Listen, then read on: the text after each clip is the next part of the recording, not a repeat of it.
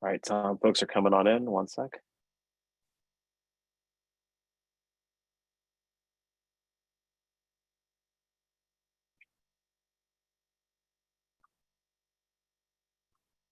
All right, Tom, take it away.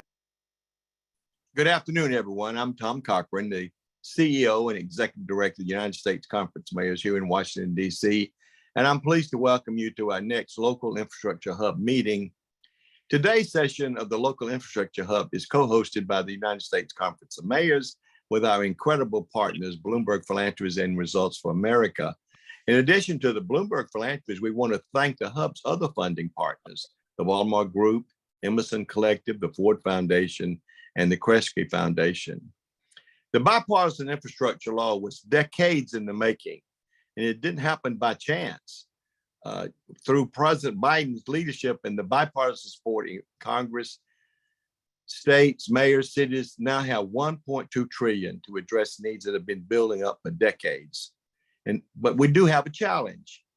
The $1.2 trillion is spread over 400 federal programs, some of which go to the states to then competitively award them to local governments, our cities. This is especially the case with funding for water and wastewater, lead pipe replacement, and emerging contaminants. If we as cities have lead pipes to replace, we must apply to the states for funding. If we need to address federal mandates such as CSOs, that's combined sewer overflows, emerging contaminants in our drinking water, or expanded wastewater treatment facilities, we got to apply to the states for funding. And let's be honest, folks, as President Biden would say, many cities have different relationships with their governors and the state houses and legislatures. Some have good relationships, but others not so much. This is a challenge. And we know that President Biden is well aware of the work we have in front of us. When Congress writes a $1.2 trillion bill, it's nearly impossible to reform every delivery mechanism in the federal infrastructure programs. This certainly was the case with water and wastewater, but we were able to get some reforms. In the Safe Drinking Water Fund and the Clean Water Fund, all the money goes to the states, but nearly half of these funds must now be distributed to cities in the form of grants or principal forgiveness. The remainder remains loans. This is an important step, one, but we got to build on it and make it better for the future. So essentially, we must continue to work with the states to implement the well water and wastewater parts of the infrastructure law, and we need to document whether the states meet the needs of our cities and certainly for disadvantaged communities. Today, we will hear from three cutting-edge mayors from three very different states on their innovative water infrastructure programs. We'll also how they have approached their states and their strategies to receive infrastructure funding from those states. We welcome Gresham, Oregon Mayor Travis Stovall, who's also the chair of our transit subcommittee, Montgomery, Alabama Mayor Steve Reed, and Newark, New Jersey Mayor Ross Baraka. We also have an incredible moderator, Tracy Meehan, who's the executive director of the American Water Works Association, to lead our mayoral panel and to add his own insights. Tracy's been a long and distinguished career in the water and wastewater field, and we are fortunate to have him with us today. We'll also be joined by David Medina, who's the CEO of Results for America, who will moderate the Q&A sessions. I also want to acknowledge the work of our Conference of Mayors Water Council. If you've not joined the council, please contact Dr. Rich Anderson, its director, or Judy Sheehan, our assistant executive director for the environment. Their contacts are in the chat, and they're also on this call. Before we get to the mayors, though, it's my honor to introduce a dear friend of the Conference of Mayors, Gabe Amo. He's a special assistant to the president for Deputy Director of White House on Intergovernmental Affairs. He's played a significant role with mayors. Each of the four signature legislative accomplishments of the Biden administration, he's been there with us. The American Rescue Plan, the Bipartisan Infrastructure Law, the CHIPS and Science Act, and the Inflation Reduction Act with its historic investment in climate that we have never seen before. Today, Gabe will give us an overall update on the infrastructure law, some recent major announcements, his thoughts on the State of the Union, and advice for us on how we can continue to strengthen this partnership. Together, we will work to make sure the implementation of the infrastructure law meets the needs of our cities. That's what we want. That's what the White House wants. And I want to thank Gabe for his help when President Biden invited all the mayors to the White House during the U.S. Conference of Mayors winter meeting. It was good to be in the White House with our dear friend, President Joe Biden. It was an incredible event, and the mayors was very, very appreciative of you and your team, Gabe, as we go forward. So, Gabe, welcome, and thanks for your continued help. Well, it is a pleasure to be with you. Good afternoon to most folks on the call, though I know we have some West Coast friends for whom it's still late morning. And I just want to thank you all for the opportunity to be here with you today. I also, before I get too far along, want to thank the mayors who will be speaking later in this call for their continued dedication, not only to their own communities, but to advancing the conversation nationally. And of course, to the Conference of Mayors and the host of partners who I won't go through, but I know are all real strong supporters of making sure that we get the implementation right on the local level of this historic moment and this historic opportunity to really improve the lives of so many Americans. There's a lot happening on infrastructure, and I know that you all go through so much on this call, but I just wanted to level set with some top lines. To date, the administration has announced nearly $200 billion in funding and over 20,000 projects or awards. And these awards and projects touch over 4,500 communities. And so that's not everybody, but that's a lot. And that's a lot so far. And so last week, the administration released a map showcasing all the projects and awards that have been made across the 50 states and the territories. And in recent weeks, and you've seen the president on the road to speak to some of these, the president has announced awards for regionally or nationally significant projects, including over $2 billion to upgrade some of our nation's most economically significant bridges and over $1.2 billion of mega grants. These infrastructure investments are going to create good paying jobs, including union jobs and jobs that won't require a college degree. And these projects are going to grow the economy, strengthen supply chains, improve mobility for residents, and make our transportation systems safer for all across the board. Additionally, last week, and I think this is so important for so many of you, and I know it will be disseminated in so many ways. You know that we've been working really hard with many on this call and beyond to make funding opportunities for the bipartisan infrastructure law accessible and transparent so that folks like you know what to apply for, who to contact, and how to get ready to rebuild.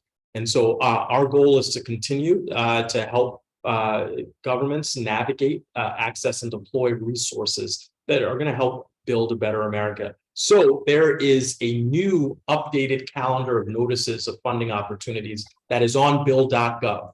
You know, bookmark it. It should have information on deadlines and links to applications as they become live. So really important resource for you to take advantage of. And then the last thing I'll say is sort of about the big picture is that the White House infrastructure team released new state-by-state fact sheets last week that outlined the progress in all 50 states, DC, and the territories as of January 13th. And this is really important because you know, the progress that we're making is so broad and wide. It's important to take a moment and look and see what's happening in your jurisdiction and in your state. It's a good illustration of all the work that we've done, but also it indicates all the work that lies ahead. Now, Tom referenced the State of the Union, and I do want to touch on that briefly before going to the issue of water. The president, you know, outlined his vision on how we grow the economy from the bottom up and middle out and not the top down. And so that economic agenda is embedded in all of the work around infrastructure.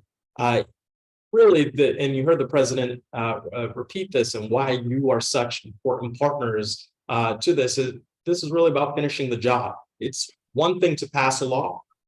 It's another thing to implement the legislation to make sure that no one is left behind.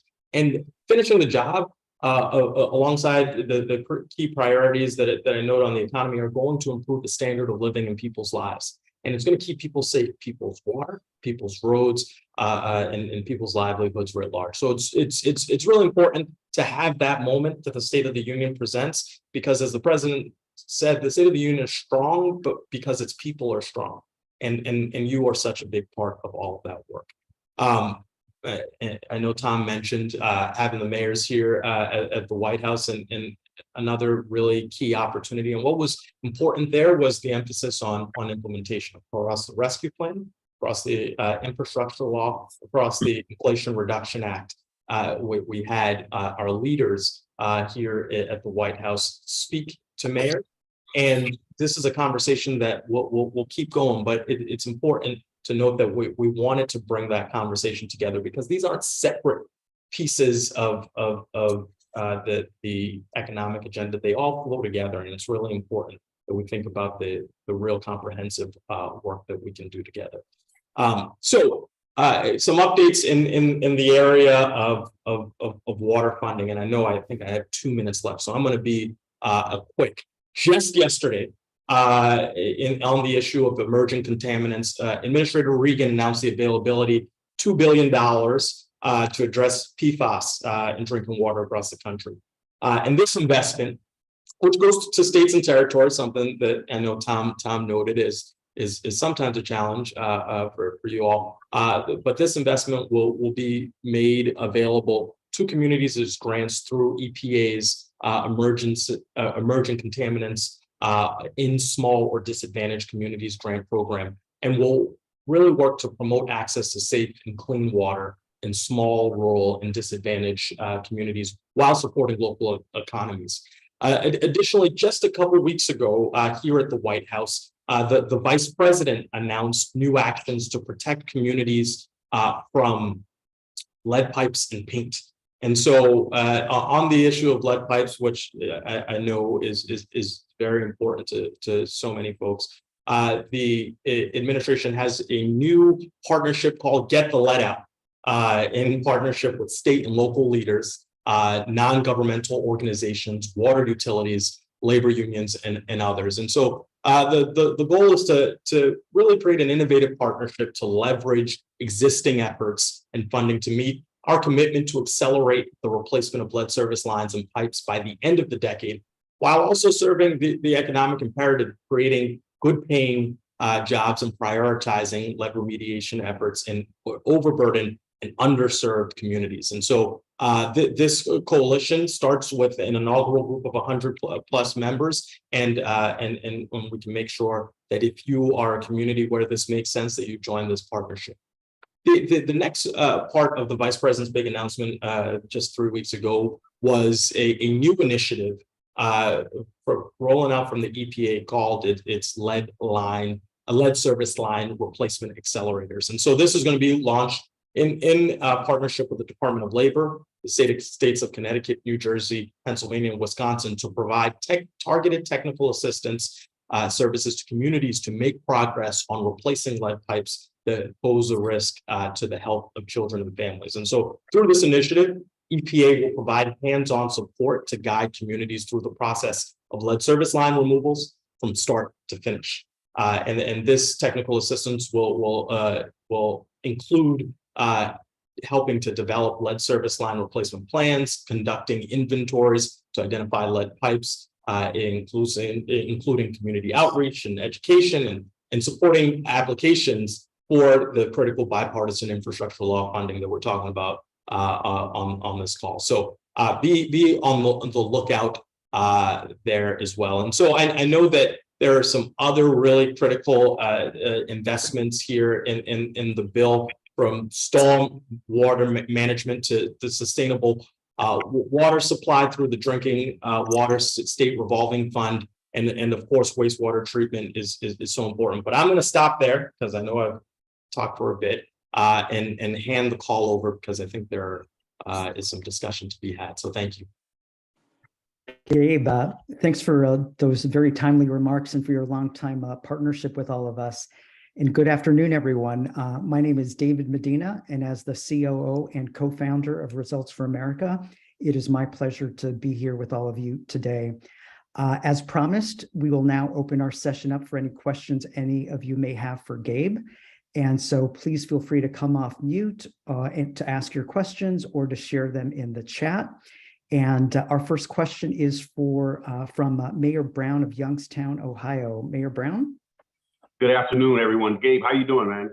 Every time you speak, I always think, how can he tell us more? You seem to always be able to give us more, some great information. First, I want to thank you and the president for this infrastructure bill, which is key to many of our communities, definitely a mayor like myself in Youngstown, Ohio. The question I have, Gabe, is how will the states be held accountable to make sure that they meet the president's Justice 40 initiative for funding the poor neighborhoods like in Youngstown, Ohio, where we really can't afford the mandates that are put on us. And when it's time for me to explain to my citizens, in order for me to pay for these mandates, I have to put more money, I have to tax them more. But yet we have it at the state level, and we're trying to figure out how can we keep them accountable for those monies to really get down to the people who need it the most and deserve the most as well. So just wanted to see what could we do as mayors to help get them to be more accountable to what the president is trying to do. And I appreciate you, man. Thank you, Mayor, and it's always good to hear your voice and see you. So look, I think on the topic of Justice 40, for those who are not familiar, this is an early pledge and executive order from the president to ensure that 40% of the benefits of some of the big federal programs would hit communities who are overburdened and underserved. That's my sort of short version of it, but there's a lot of additional language there. All that to say is the list of covered programs for Justice 40 is still sort of being developed real time. There is an initial list right now. And I think one of the challenges and one of the priorities that the administration is taking upon is making sure that we, one, socialize the programs that are Justice 40 eligible, so that for the federal component of meeting the requirements there, that there's full transparency. And then on the topic of working with your state governments, this is why, as you just heard me say, with the partnership that the vice president has started, while on lead service lines, while we weren't wholesale changing the way that the funds are flowing, we are in the federal government very conscious of the ability that we have to, one, speak to state governments, and two, to form partnerships that cut through and get directly to communities the technical assistance that they require. And so you saw very early on in the after the passage of the bipartisan infrastructure law, Administrator Regan sent a letter to all governors, encourage rapid deployment of revolving funds to really spur action to ensure the water supply in communities was adequately served. And so look for a continued push from the administration to make sure that there aren't discrepancies based on where your city is and in what state, without regard to the local dynamics and the statewide political dynamics. And so we will continue to have leadership throughout the administration push on the levers that we have, which are a lot around scrutinizing the way that funds flow after they leave Washington, D.C. Right. And so thank you, Mayor Brown. Thank you, Gabe. We're going to try to get to as many questions as possible. I think we have another question now from Mayor County of Des Moines, Iowa. All right, thank you. Gabe, quickly, let me also add my thanks for your work with the nation's mayors, and please extend to the president our thanks for hosting us at the White House. Also, I want to, from my own self and my own heart, thank you for the call from yourself and the note from the president following the horrible shooting at our Second Chance education facility here in Des Moines. It gave me a boost during a pretty low moment. But the water and wastewater issues, it's a difficult one for most of us, or many of us for sure. Most of the pollution coming into Des Moines is produced by big ag and big chemical companies. Yet the agricultural pollution comes into our city from the watershed outside of our city. And the way the laws are written, the citizens of Des Moines have to pay for its treatment when they didn't even cause it. Plus, it's no secret our state house and governor are probably going to favor those interests. We're really David versus Goliath out here. Plus, affordability is a huge issue. We can't just have our low and moderate income residents shouldering the burden when the big companies are walking away with incredible profits. But that's what's happening out here. I know this is more of a comment than a question, but anything the administration can do to help states see the light of day to work with us at the local level would really be appreciated. I think we really need to figure out our next steps. EPA needs to strengthen affordability factors, not weaken them. Thank you, Mayor, for that question / comment. I am certainly mindful of those burdens, and that is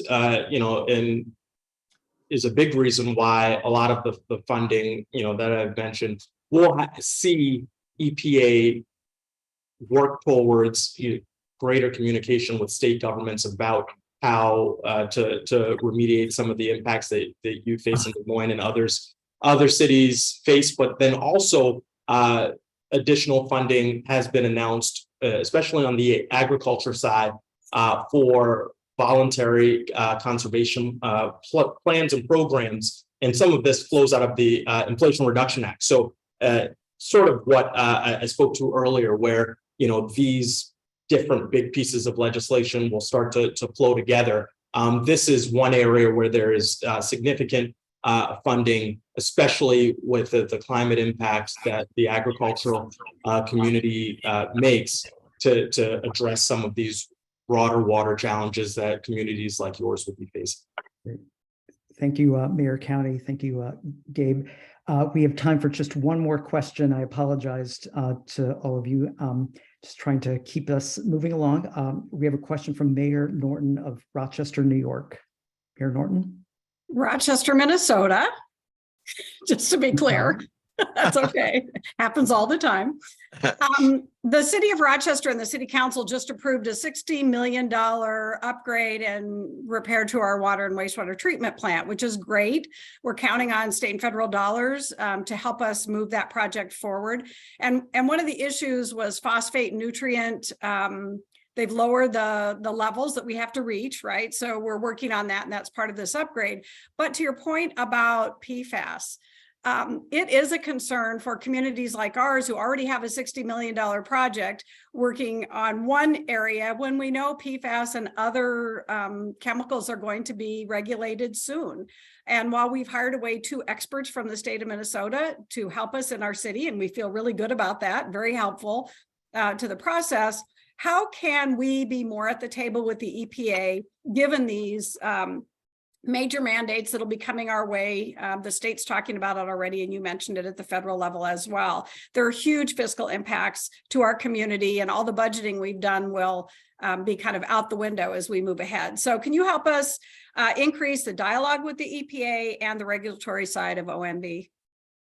Yes, I think that is just the type of feedback that we're looking for, especially as communities start to allocate their own resources, making sure that it blends with what the federal government is putting forward. And so I anticipate that there are going to be more communities like yours who are taking a lead on these types of investments. And so one thing that I will most certainly take from your comment and question, Mayor, is to our OMB colleagues on just how we should develop a better strategy around, making sure that you're aware of what's coming downstream from the federal government, especially around the rulemaking for some of this funding that is going forward. And that makes perfect sense. And I certainly know that water is a very hot topic here, and I think people will be receptive to some on the ground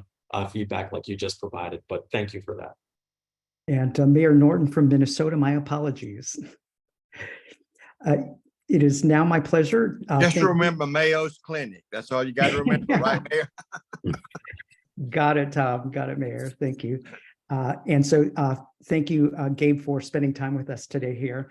It is now my pleasure to introduce Tracy Meehan, the Executive Director of Government Affairs at the American Water Works Association, the largest nonprofit scientific and educational association dedicated to managing and treating water, who will be moderating our panel of mayors. Welcome, Tracy. The floor is yours.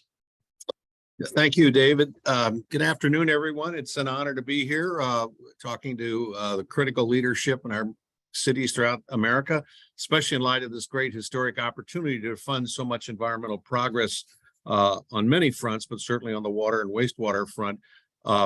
As Tom mentioned earlier, most of the money in the water and wastewater area are going through the existing institutions. That is the state revolving loan funds, which Congress basically, followed that route because that was the existing institutions that were in place, and it was kind of a known pattern, notwithstanding the effort it takes to work through that process. But one thing to keep in mind is your project has to get on that state's intended use plans. Those are the plans that the state sets up and guides the distribution of those SRF dollars. So keep that buzz phrase in mind, intended use plans. So with that, we're going to get into some concrete cases here of various communities and mayors that are pursuing funding for a variety of activities. And our first mayor, well, I'm going to introduce all three of them and then we'll go through each one at a time. But we're honored to have here Mayor Travis Stovall of Gresham, Oregon, who is the first Black mayor of Gresham and the only major city in the Portland metro area throughout the state. He was first sworn in 2021. He's a small business owner and served as CEO of EREP Inc. And he's also former vice president of the TriMet Board of Directors. He's been featured in the Oregonian for his dynamic leadership as president of the Board of Directors of the Gresham Area Chamber of Commerce and Visitors Center. In addition, we have Mayor Stephen Reed of Montgomery, Alabama. Mayor Reed is the first African-American mayor of Montgomery, having served since 2019. Previously, Mayor Reed served as Montgomery County, Alabama's first African-American and youngest selected probate judge. He received the Dr. Martin Luther King Leadership Award and has done very well in that regard. Excuse me here. Yeah, he's also been active in so many other areas in the community. Finally, I don't know if Mayor Ross Baraka of Newark, New Jersey is here, but he's joining us. And when he gets on, we'll talk about his experiences there in Newark. He's been mayor of Newark since 2014, presides as the president of the New Jersey Urban Mayors Association, and is executive board member of the New Jersey League of Municipalities. He's co-chair of the National League of Cities Reimagining Public Safety Task Force, the vice chair for Ports, Transportation, and Communications, and the committee at the U.S. Conference of Mayors. He's a member of the EPA's Local Government Advisory Committee, and as mayor, he has spearheaded an effort to replace all 23,000 known lead service lines in less than 3 years at no cost to the residents. So this is a great panel, and after those introductions, let me just start with Mayor Stovall, and then I'll do one question to each, and we'll go around the horn a second time and as many times as time allows. But welcome back to the local innovation hub, Mayor Stovall. In your back, you have many popular responses to your previous appearance. It's remarkable how much energy demand our water and wastewater systems require. Water is very, very heavy to move, just to begin with, much less to treat. And you put together a remarkable renewable energy project, which has reaped many benefits for the community. And could you just walk us through that project and tell us a little bit about it and how it was financed? Absolutely, Tracy. Appreciate the opportunity to share, as you referenced, this panel with Mayors Reed and Mayor Baraka. What an opportunity to sit among these mayors.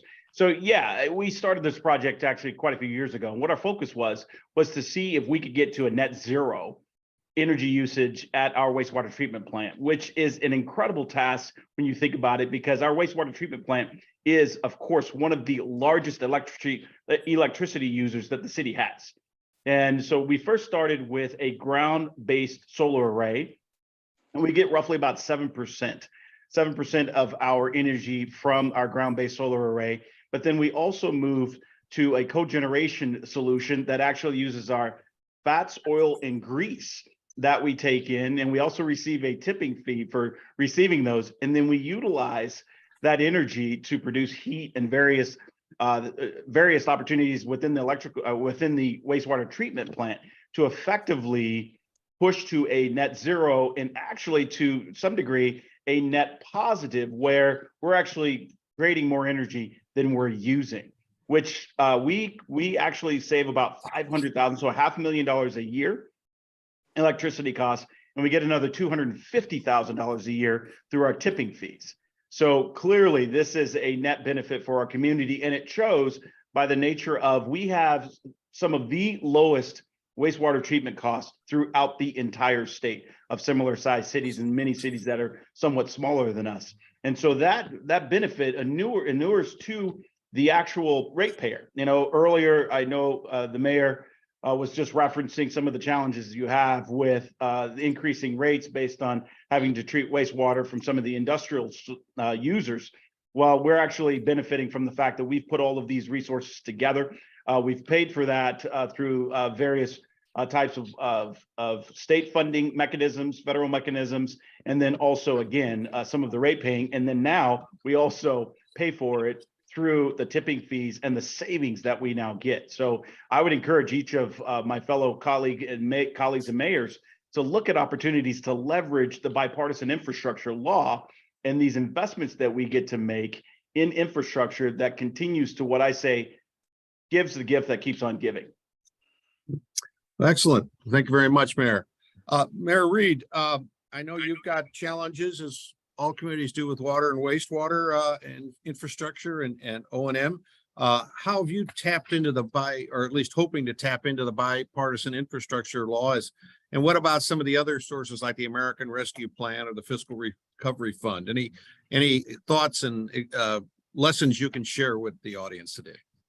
Sure. Tracy, first I want to thank you all for having us, and certainly a pleasure to be on with my colleagues, Mayor Stovall and Mayor Baraka, and all the mayors that are on this call. You know, I tried to listen and learn a lot at the winter meeting that we just had in DC to determine if we were on the right track. And I think for the most part we are. I did pick up some great advice from some of the mayors and some of those panels about some things that we can do. And I brought that back here to Montgomery.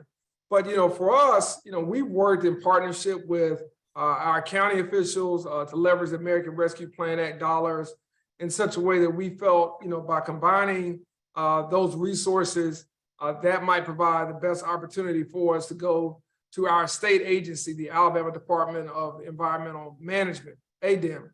Typically a conservative agency in the sense of what they do, not how they think, but in terms of just kind of what they do and the type of projects that we normally see around the state. And together, the city and the county committed a substantial amount of American Rescue Plan Act funding to advance traditional public sewer plans in neighborhoods where we knew there was a high need. We knew there were, you know, neighborhoods that were at risk of flooding, just even in regular rains, much less when we get heavy storms like we tend to get here in Alabama. But we also have a number of residents that are not connected to the sewer system because of the associated tap-in fees, which here can, you know, range up to $4,000, you know, per home. That is a sizable amount for many residents, much less those that are in low to moderate income areas. And so we wanted to see how we could help them by addressing the connectivity from our standpoint. And we have started a study to, you know, really look at evaluating stormwater drainage and how we can really move that off of their property so that we don't see some of the challenges that we've had here in the past. And believe it or not, our city and our community had not done that in the past, in particular in underserved neighborhoods. And so when you think about those areas where it's needed most, we just had not seen that effort. And we think these action steps, from our standpoint, will, really help us prioritize our investments and better position us to go after federal aid as well as philanthropic grants to advance these infrastructure goals.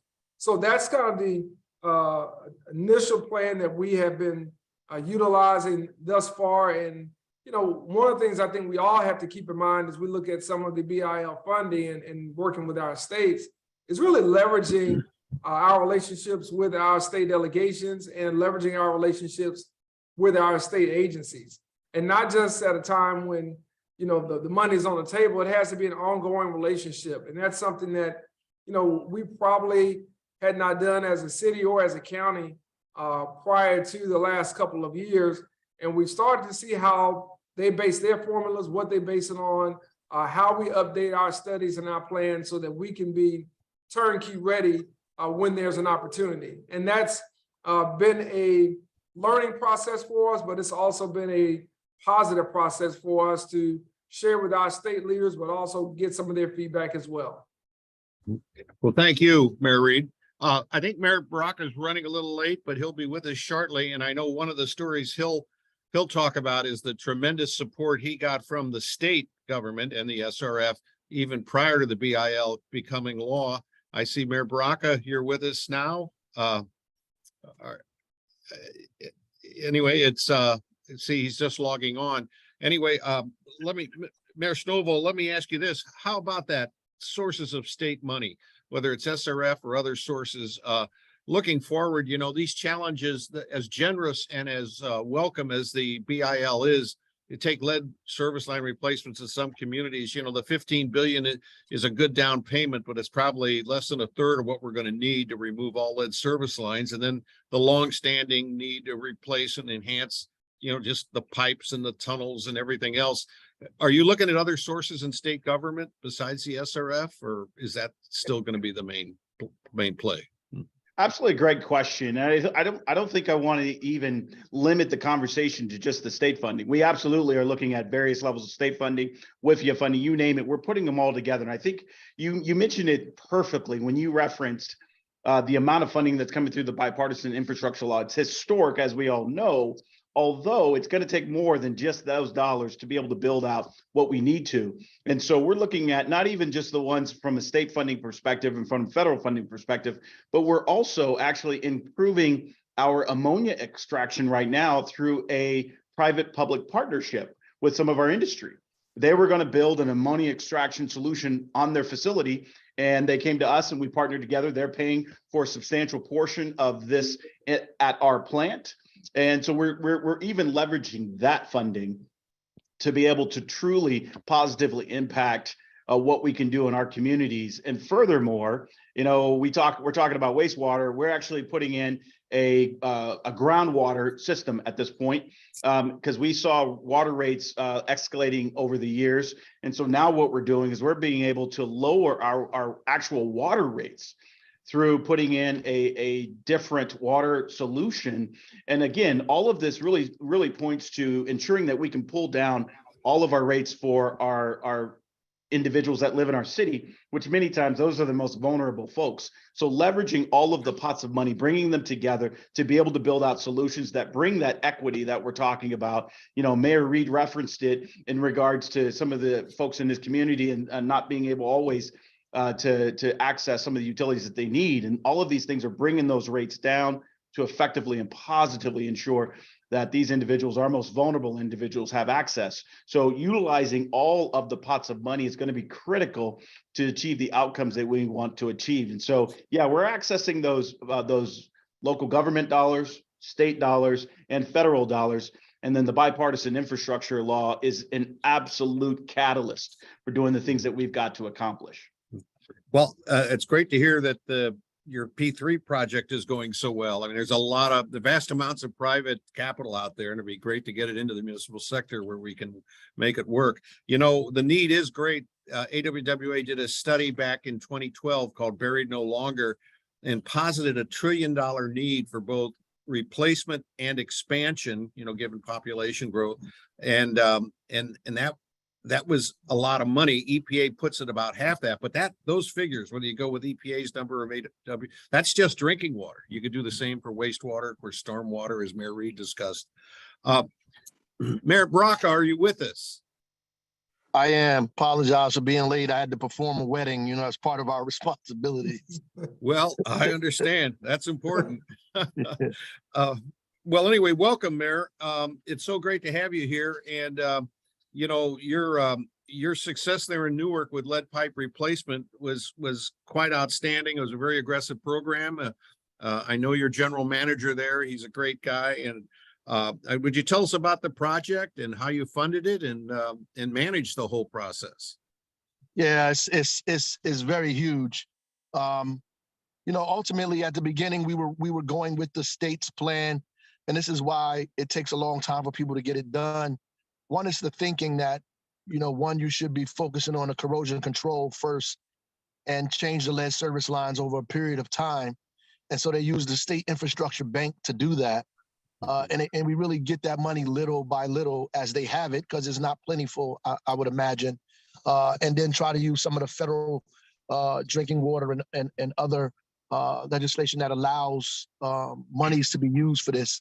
And so the plan was to do that over a 10-year period, while you change the corrosion control, use the filters, change the corrosion control until the lead levels drop below what the limit should be, and change the lead service lines in the process. We, you know, had tested some of the filters, and 2 of them were malfunctioning. And I think it sent everybody into a panic, which forced me to try to come up with a quicker solution.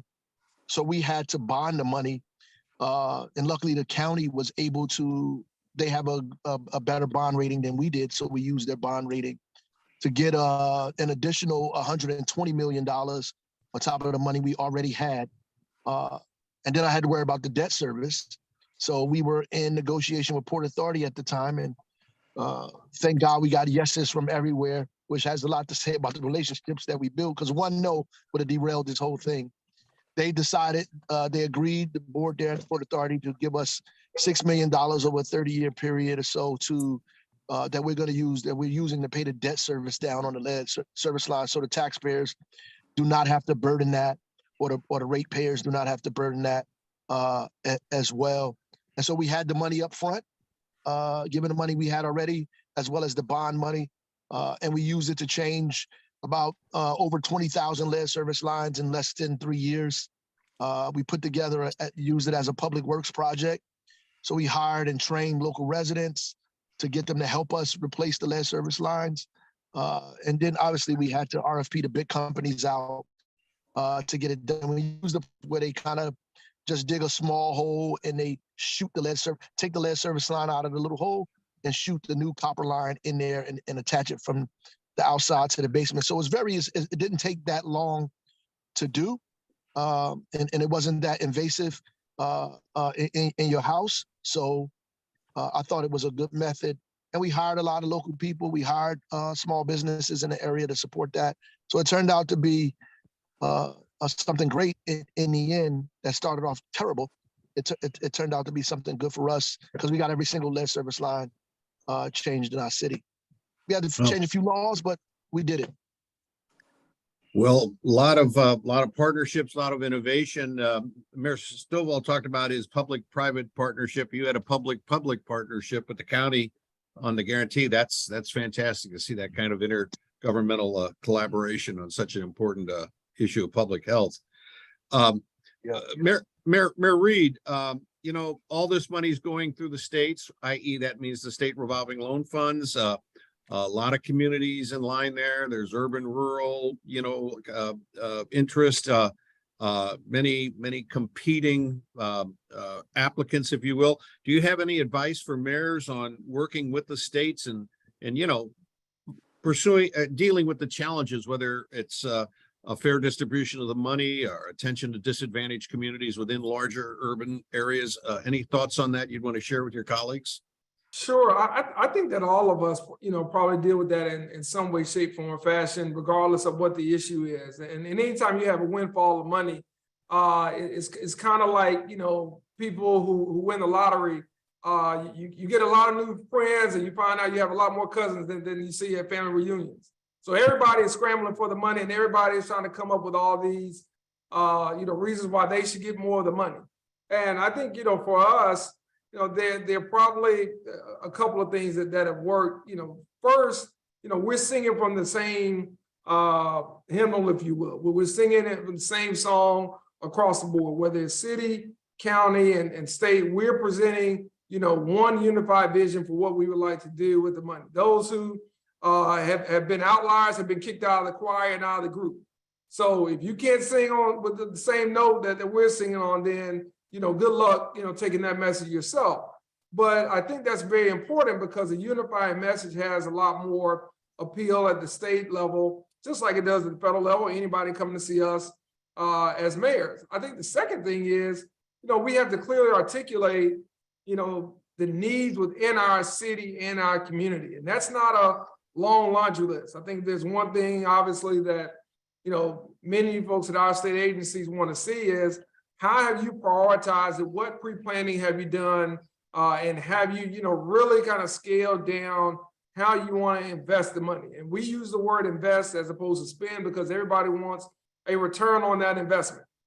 Spending, I believe, says that you don't really have a plan for how it's going to be used. You just want to, put some money out there. And so we really, choose our language, intentionally, whether it be speaking in public or in private meetings, to talk about this is an investment in our cities, an investment in our communities and our residents, and it's one they need. And I think, probably the last thing I would say is that, mayors have to be the best advocates for their cities. Doing it collaboratively and collectively is something that needs to be done, but, we have the platform, we have the power to convene, and that is across the board, grassroots leaders, business leaders, those that are really shaping and influencing our communities.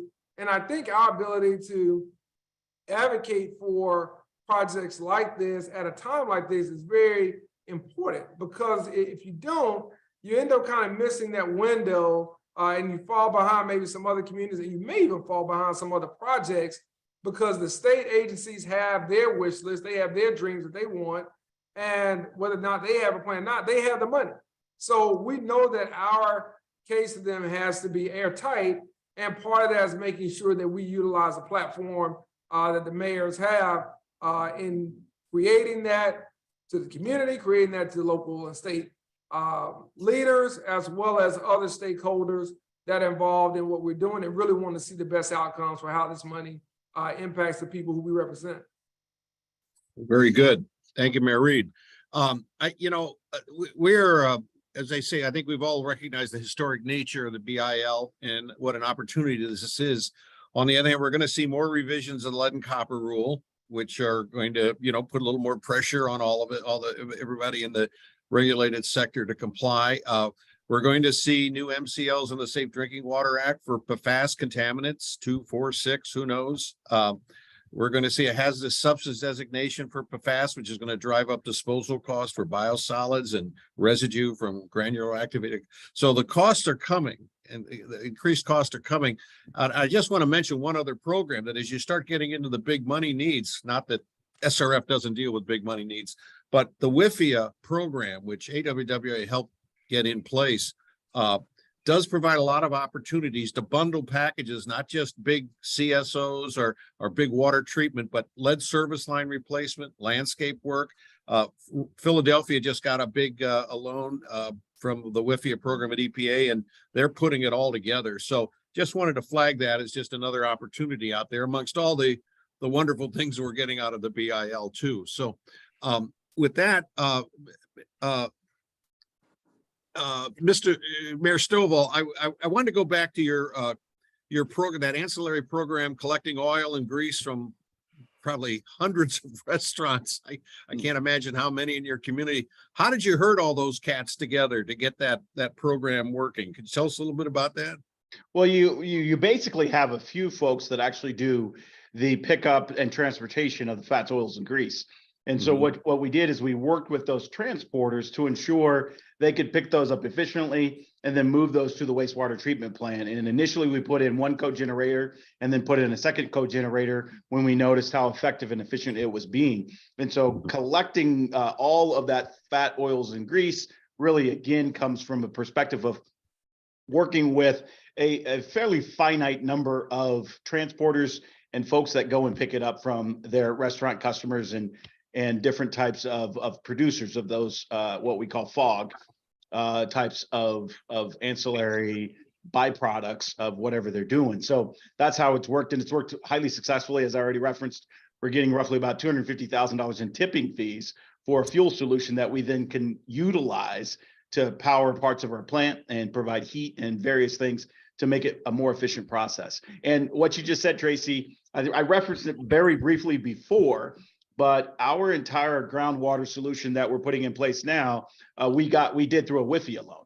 So great. So that's literally we just about a year ago was when we got the notification that it was approved, and we're moving forward with a substantial project that again lowers the overall cost of water to our residents. I mean, that's tremendous when you think about folks and their ability to access clean drinking water at an affordable rate that allows the most vulnerable of our communities to absolutely put those dollars into education and transportation, to work opportunities and things like that. So the best we can do for them is to lower those utility costs to give them the highest and best opportunity to go from poverty to prosperity. Yeah, that's great. One other feature WIFIA, and I hate to be on the soapbox too long, but you can sculpt the interest payments over time. In other words, if you've got other debt you want to reduce, you can push the payment off for years, and the whole term is almost 30 to 40 years, depending on how you. So that's great to hear, Mayor Stovall.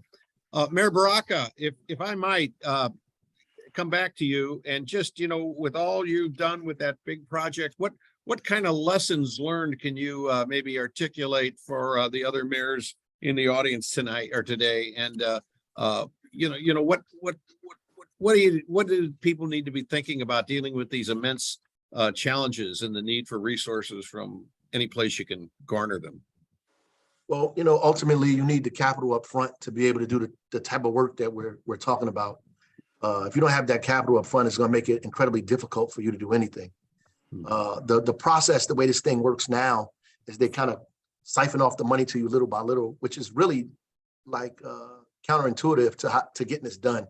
That can't happen. You have to find a way to get the bulk of that money up front. These businesses are not going to do the work that they need to do without being able to be paid for it. So that's incredibly important. And so we have to stop focusing on corrosion control, get everybody's mind off of that and start focusing on lead service lines, number one. Number two, if the lead service lines are owned by the residents, because some cities don't own the lead service lines, or they might be owned by, the city doesn't own it at all. Either the residents own it, or if you have a private company running your water system, they actually own the lead service lines. So to change a lead service line is very costly. And what people try to do is put the cost back on to the ratepayers. And sometimes the seniors and other people that are on fixed incomes will refuse to do that. They're not going to get their lead service line changed because they don't have the money. So you have to be able to subsidize that. That's why you need that cost up front. You have to be able to subsidize that. And if they own it, you actually cannot use public money to change a private person's lead service line because everybody in the city doesn't have a lead service line. So in essence, you're taking somebody else's money to fix somebody's private situation. So you have to have an emergency kind of law or order or directive from the state legislature, municipal legislature, whatever you're directed by. In New Jersey, we directed by the state. So to give you the authority to be able to pay for this specific special thing because it's a public health issue. Locally, we had to change the law because once again, this is other people's property and we can't just go on other people's property and fix their lead service line. In essence, you had to go in their house. So you need the homeowner to actually give you permission to go in there.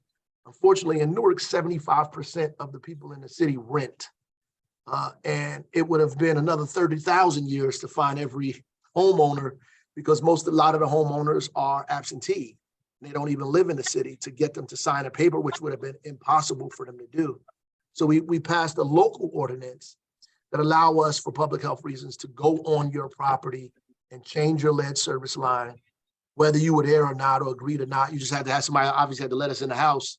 And we were able to get that done with very little pushback, but very little pushback. Obviously, those folks who think that this law is going to live past lead service lines to say, I'm not giving you permission to come on my property to do anything, that's going to be a thing. So obviously you have to solve for that in the process, because people are concerned about giving the government authority to come on their property, obviously without their permission.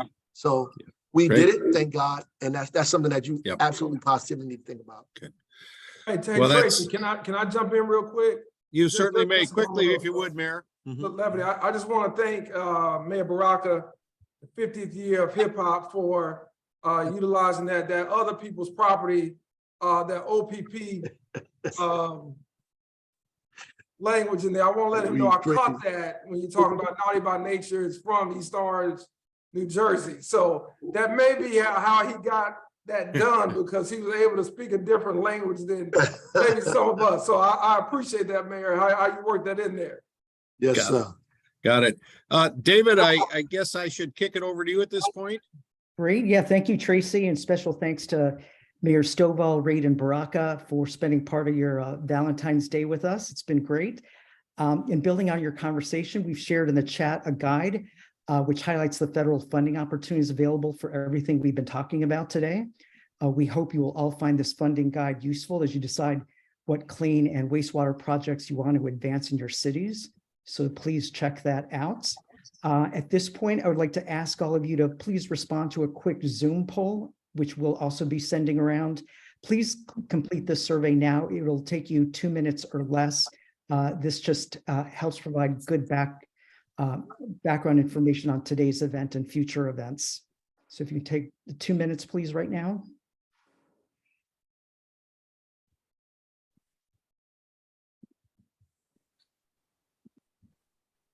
Great. And in closing, we'd like to thank all of you again for spending part of your Valentine's Day with us. We hope you'll join us for our next session, which will be on February 28th, and we'll be sharing Federal Inflation Reduction Act guidance for local leaders during that session. So February 28th. And as always, you can find more information about everything we've talked about today on our website, www.localinfrastructure.org. We look forward to seeing you all again soon. Thank you. Thank you, Thank you. Happy Valentine's Day. everyone.